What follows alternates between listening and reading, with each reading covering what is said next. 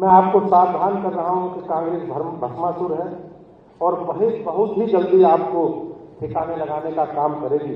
कांग्रेस की नजर में आपके मुस्लिम वोट पर है। कांग्रेस की सोच और उनकी कार्यशैली लोकतंत्र की कोई गुंजाइश नहीं है। कांग्रेस का एक इकोसिस्टम है जो हारने वालों को जीता हुआ बताकर जीतने वालों पर प्रश्न खड़े करता है। 13 राज्यों में देश के आज कांग्रेस पार्टी शून्य है। कांग्रेस पार्टी जहां भी जीतती है वह अपने वोटों से नहीं जीतती, बल्कि दूसरे दलों के समर्थन से, सहयोग से जीतती है। आपातकाल के जनक कांग्रेस जब भी सत्ता में रही, उस समय जिसने विरोध किया उसे समाप्त करने के लिए कांग्रेस ने कोई कसर नहीं छोड़ी। देश की जनता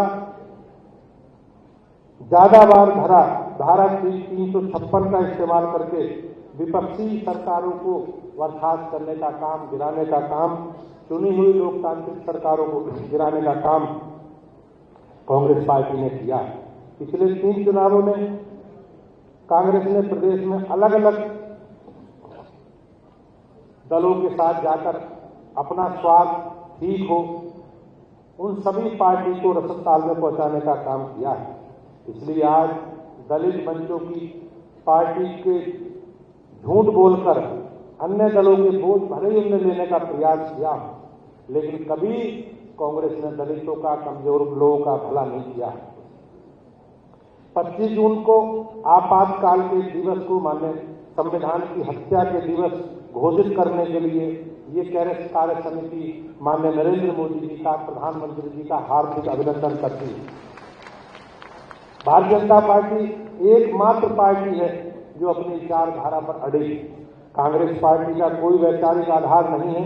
कांग्रेस ने हमेशा बाबा साहब भीमराव अम्बेडकर का विरोध किया। उनको कभी कांग्रेस ने अपने संगठन में चुनाव लड़ने योग्य भी नहीं समझा। बाबा साहब अम्बेडकर को कैबिनेट सदस्य का होने के बाद भी विपरीत परिस्थितियों में इस्तीफा देना पड़ा। कांग्रेस ने सदैव जीते जी बाबा साहब का अपमान किया और मरणोपरांत भी उनका सम्मान नहीं किया। हमारी सरकारों ने बाबा साहब से संबंधित पंचशील के रूप में विकसित किया है। बाबा साहब का सम्मान हमारी सरकार द्वारा 26 नवंबर को संविधान दिवस के रूप में माननीय प्रधानमंत्री जी ने परंपरा शुरू की है। जो कांग्रेस अपने लिए सत्ता के 50 वर्षों में नहीं कर सकी, बाबा साहब को सर्वोच्च सम्मान भारत रत्न देने का काम भी गैर कांग्रेस पार्टी ने किया। डॉक्टर लोहिया को अपना आदर्श मानने वाली समाजवादी पार्टी विशुद्ध रूप से परिवारवादी पार्टी में परिवर्तित हो गई, जैसा कि हम सब लोग जानते हैं। इनकी परिवारवादी मानसिकता, वैभवशाली रहन सहन, अपराध केंद्र राजनीति को संरक्षण इत्यादि कृत्यों को देखकर स्वर्ग से ही माननीय लोहिया जी की आत्मा भी विलाप कर रही है। कांग्रेस पार्टी की सोच विपक्ष के लिए कोई जगह नहीं।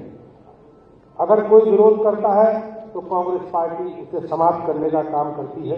कांग्रेस के नेता संविधान के प्रति लेकर घूमते जरूर हैं, लेकिन उन्होंने कभी इतिहास में इसे पढ़ा नहीं। संविधान में सबसे अधिक बार संशोधन करने का काम कांग्रेस पार्टी ने किया है और चुनी हुई सरकारों को बर्खास्त करके धारा 356 लगाकर कांग्रेस ने ही इतिहास कायम किया है।